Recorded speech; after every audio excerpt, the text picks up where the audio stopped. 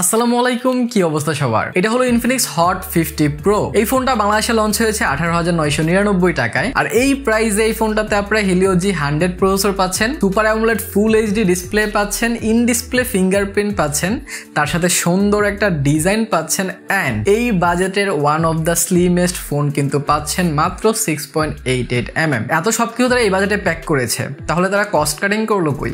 সমস্যা কোন কোন জায়গায়, খারাপ জিনিসগুলো কি কি, সবকিছুই জানাবো আজকের এই ভিডিওতে। তো হ্যালো গাইস, কেমন আছেন সবাই? আমি রবিন, আপনারা দেখছেন মোবাইল বাড়ি। তো চলুন শুরু করা যাক। প্রথমে আমরা ধন্যবাদ দিচ্ছি গাজীপুর চৌরাস্তার অনুপমের হোমল্যান্ড টেলিকমকে, যারা আজকে এই ফোনটা আমাদের কাছে পাঠিয়ে। তারা ইনফিনিক্সের ফ্ল্যাগশিপ শোরুম, তাদের কাছে ইনফিনিক্সের সব ধরনের ফোন পাবেন। যদি লাগে ডিসক্রিপশনে নাম্বার দিয়ে দিচ্ছি, এখনই কল করেন আর চলে যান তাদের কাছে। তো প্রথমে যদি আমরা আনবক্সিং করি, তাহলে বক্সের উপর আপনারা দেখতে পাচ্ছেন 5 বছরের ফ্লুয়েন্সি গ্যারান্টি দিচ্ছে এটাতে। 5 বছর পর্যন্ত এই ফোনটা কিন্তু আপনাদের তো ল্যাগ ট্যাগ দিবে না তারা বলতেছে, বাট এরকম কিন্তু হয় না, এটা আপনারা বিশ্বাস করেন না।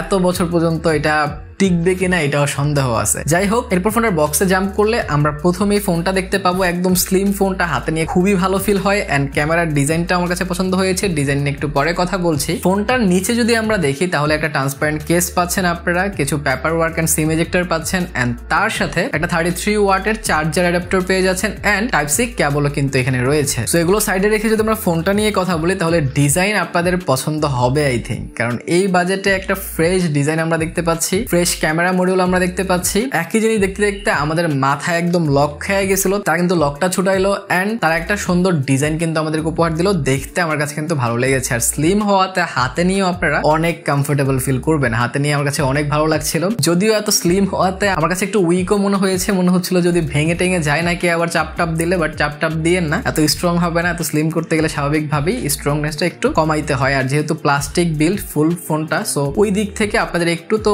ভালোভাবে এটাকে চালাইতে হবে। এছাড়া ফোনটার আশপাশে যদি নজর দিই, তাহলে বটম সাইডে আপনারা একটা টাইপ সি পোর্ট পাচ্ছেন, একটা স্পিকার গ্রিল পাচ্ছেন, একটা মাইক্রোফোন পাচ্ছেন আর তার সাথে পেয়ে যাচ্ছেন হেডফোন জ্যাক। হেডফোন জ্যাকের জায়গা অলমোস্ট হচ্ছিল না বললেই চলে, এত স্লিম জায়গাও হেডফোন জ্যাক বসাইছে। আর কোনো জায়গায় থাকে না হেডফোন বসাইলে, তারপরেও তারা বসাইছে, কারণ তারা জানে হেডফোন জ্যাক অনেক ইম্পর্টেন্ট। রাইট সাইডে আপনারা volume rocker and power button পাচ্ছেন, পাওয়ার বাটনের পজিশনও ভালো ছিল। লেফট সাইডে আপনারা কমপ্লিট সিম ট্রে পাচ্ছেন। আর টপ সাইডে আপনারা নয়েজ ক্যান্সেলেশন মাইক পাচ্ছেন না, বাট সেকেন্ডারি স্পিকার কিন্তু পাচ্ছেন। হ্যাঁ, এখানে স্টেরিও স্পিকার দেওয়া হয়েছে।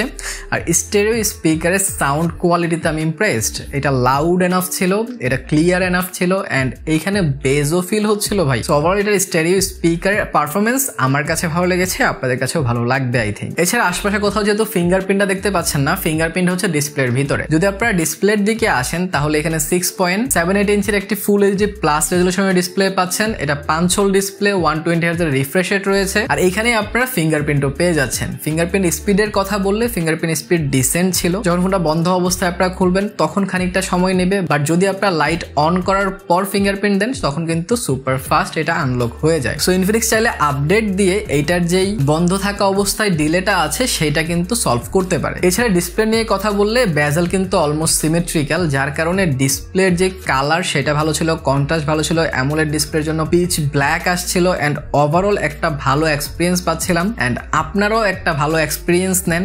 নোট 40 প্রোর সাথে রয়্যাল এনফিল্ডের যে একটা কম্বিনেশন, সেটাও কিন্তু ভালোই লাগছে দেখতে। সো ওভারঅল এইটার এক্সপিরিয়েন্স আমি ভালো পেয়েছি এন্ড তার সাথে এখানে যেহেতু 120 হার্জ এর রিফ্রেশ রেট আছে, রিফ্রেশ রেটটাও কিন্তু খুব ভালোভাবে ফিল করতে পারছিলাম। আর এটাতে যদি আপনারা 120 হার্জ এর রিফ্রেশ রেটে লক করে রাখেন, তাহলে কিন্তু এটা 120 হার্জে শো করে সব জায়গায়। আপনি ইউটিউব দেখেন, আপনি প্লে স্টোর দেখেন, আপনি ক্রোম দেখেন, সব জায়গাতেই কিন্তু এইটা আপনাকে 120 হার্জ পুশ করতে পারবে। এছাড়া ইউআই এন্ড ওএস নিয়ে যদি কথা বলি, তাহলে XOS 14 পাচ্ছেন, অ্যান্ড্রয়েড 14 এ বেসড এটা।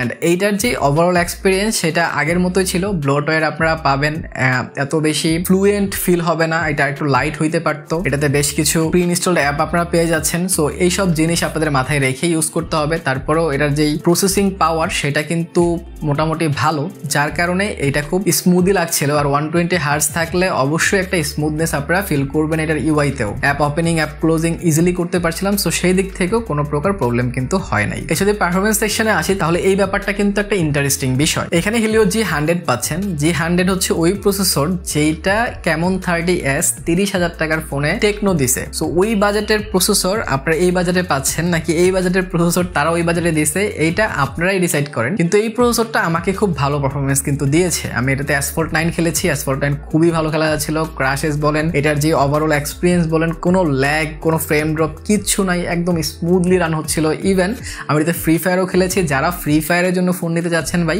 এই ফোন আপনাদের জন্য চোখ বন্ধ করে রিকমেন্ড, খুব ভালোভাবে খেলতে পারবেন, কোনো ল্যাগ ফ্রেম ড্রপের দেখা কিন্তু আপনারা এই বাজেটের ফোনে পাবেন না। Symmetrical bezel, AMOLED display, 120 hertz refresh rate হওয়ায় গেমিং এক্সপিরিয়েন্সটা কিন্তু আরেকটু এনহ্যান্স হচ্ছিল। সো ওভারঅল এটার পারফরমেন্স আপনাকে কোনোভাবেই হতাশ কিন্তু করবে না। তাছাড়া ফোনটা র্যাম হিসাবে আপনারা 8GB পাচ্ছেন এন্ড 128GB রোম হিসাবে আপনারা পেয়ে যাচ্ছেন। এছাড়া আমরা ক্যামেরা সেকশন নিয়ে কথা বলি, তাহলে ক্যামেরা সেকশনে ক্যামেরা মডিউলটা যেমন সুন্দর, ক্যামেরা সেকশনটাও কিন্তু সুন্দর। এখানে আপনারা 50 মেগাপিক্সেল মেইন সেন্সর পাচ্ছেন আর ফ্রন্টে 8 মেগাপিক্সেল ক্যামেরা পাচ্ছেন। আমি বেশ কিছু ছবি আপনাদের উদ্দেশ্যে দিচ্ছি, আপনারা দেখেন এটা ব্যাক ক্যামেরার ছবিগুলো কেমন আসছিল। আমি ব্যাক ক্যামেরার বেশ কিছু ছবি তুলেছি, আমি কিছু পোর্ট্রেট পিকচারও ক্যাপচার করেছি, সেগুলোও দেখেন। আর ছবি মোটামুটি ওঠে, তারপর এটা প্রসেসিং করার জন্য 2-3 সেকেন্ড সময় নেয়, দেন একটা ভালো আউটপুট কিন্তু এই ফোনটা আপনাদেরকে দিতে পারবে। ব্যাক ক্যামেরার কথা যদি বলি, বাট ফ্রন্ট ক্যামেরায় এটা অতটাও আপ টু দ্য মার্ক না, বাট এই বাজেট অনুযায়ী ডিসেন্ট কাতারেই কিন্তু ফেলা যায়। এছাড়া আমরা ব্যাটারি ব্যাকআপ নিয়ে কথা বলি, তাহলে এই ফোনটাতে আপনারা 5000 mAh ব্যাটারি পাচ্ছেন আর এই ফোনটাতে 1600 ব্যাটারি সাইকেল আপনারা গ্যারান্টিড তারা দিচ্ছে, মানে 1600 ব্যাটারি সাইকেল দিলেও ব্যাটারিতে আপনারা তেমন কোনো ড্রপ কিন্তু দেখতে পাবেন না। এটা একটা ভালো ব্যাপার। যদি 1600 সাইকেল আপনারা চিন্তা করেন, প্রতিদিন একবার করে চার্জ দিলে 1600 দিন পর্যন্ত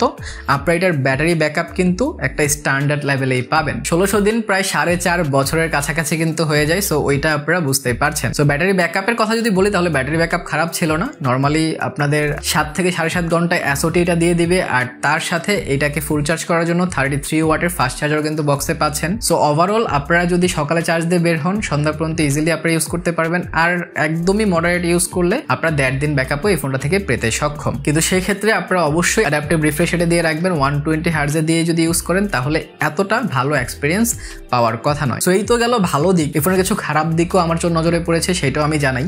ফোনটা স্লিম, স্বাভাবিকভাবেই সুন্দর ফোন, কিন্তু এটা যত স্লিম করা হয় একটা জিনিস ততটাই কিন্তু উইক হয়ে যায়। সো এই ফোনটা বেঁকে যাওয়ার সম্ভাবনাও কিন্তু আছে। সো এটাকে টাওয়ার গ্লাস দিয়ে ইউজ করার রিকমেন্ডেশন থাকবে আমার পক্ষ থেকে। তাছাড়া ক্যামেরা তার একটু ইম্প্রুভমেন্ট তারা আনতে পারতো, ক্যামেরাটা একটু বেটার হইতে পারতো, ফ্রন্ট ক্যামেরাটা আরো একটু বেটার হইতে পারতো, বাট এইখানে তারা সেটা করে নাই। তারপরে এই বাজেট অনুযায়ী তাদেরকে অতটা খারাপও বলা যায় না। এই বাজেট অনুযায়ী কিছু কিছু দিক তো আপনাদেরকে সয়ে নিতে হবে। তাছাড়া এটাতে কিন্তু নয়েজ ক্যান্সেলেশন মাইক নাই, এইটা আমি সইতে পারলাম না। এই বাজেটে অন্তত একটা নয়েজ ক্যান্সেলেশন মাইক আমরা অবশ্যই ডিজার্ভ করি এন্ড এটা দেওয়া উচিত ছিল। তাছাড়া ফিঙ্গারপ্রিন্টের স্পিডটাও আরেকটু ইমপ্রুভ করা উচিত, কারণ সবাই তো অফ অবস্থাতেই উপরে আঙুল দিবে এন্ড লকটা খুলবে, কে একবার বাটনে টিপ দিবে দেন হচ্ছে ফিঙ্গার টিপ দিবে, এরকম কেউ করে না। সো ডেফিনেটলি এটার ফিঙ্গারপ্রিন্টের স্পিডটা আরেকটু ইমপ্রুভমেন্টের দরকার আছে।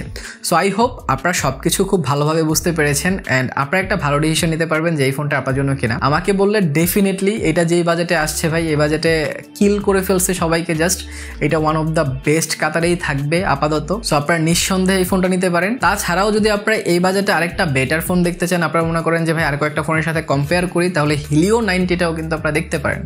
সেইটার জন্য এই ভিডিওতে ক্লিক করেন। ভালো থেকে শুরু থাকেন। সো ভিডিওটা ভালো লাগলে লাইক, কমেন্ট, শেয়ার, সাবস্ক্রাইব করে দিন। দেখা হবে পরে ভিডিওতে। টিল দেন, আল্লাহ হাফেজ।